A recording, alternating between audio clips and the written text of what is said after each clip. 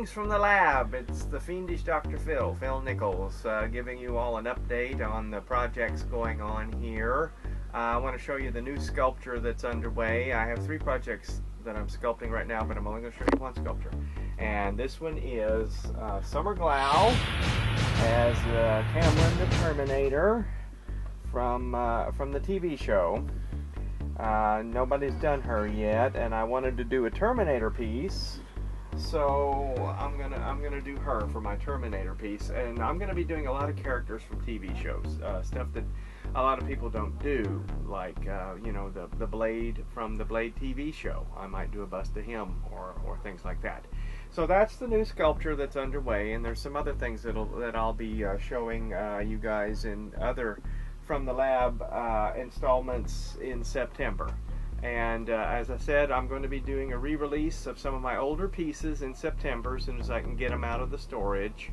There's definitely going to be a Leprechaun. There's been interest in the Ring Girl, the DeVito Penguin, a couple of the werewolves. So I'll probably do 1 or 2 pieces of all those molds if I've got them, and I think I've got those molds. I know I have the Leprechaun.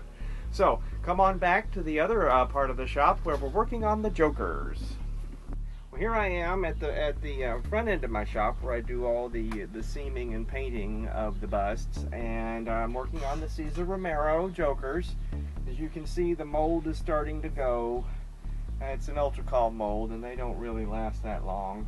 But I'm seaming them and patching them, and then they'll get their glass eyes and foam filling and get painted. Here's one that I've started to paint. This one is underway getting painted, and then as soon as I get him painted, I'll insert his glass eyes, and then we'll foam fill him, and he'll get his wig. This is his wig right here. I style the wigs on the wig head, and then I attach them, and then I'll fuss with the hairline and the final style. I'm also seaming up the first one of the Carolyn Stoddard vampire from House of Dark Shadows. I think she turned out rather nice. And you know, Dick Smith passed on in the last couple weeks, which is really sad. And one of the great things he invented for House of Dark Shadows was the full bite mark. He's the one that came up with that.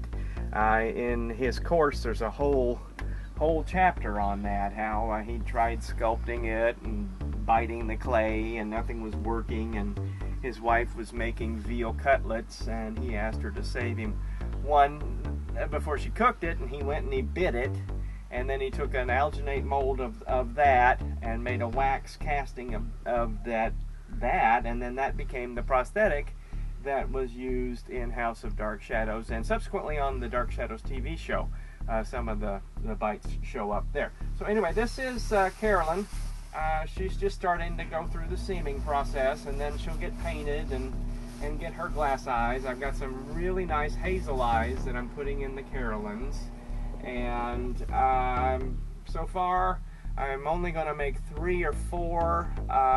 3 people have asked for them. There's a guy in England that wants a pull, and if you want a Carolyn, let me know so I can make sure that you get one, because it's, you know, I'm not really going to make a big whoop-de-doo about it. We'll do a from the lab once I get one finished, but other than that, you know, not really. Like the Joker, I've made a big deal about the Joker because he's awful cool. But Carolyn's just something that I wanted to do as a vanity piece, and luckily there were some people interested in getting it. So that's the news from the lab. Everybody have a good Sunday, and I'll talk to you next time.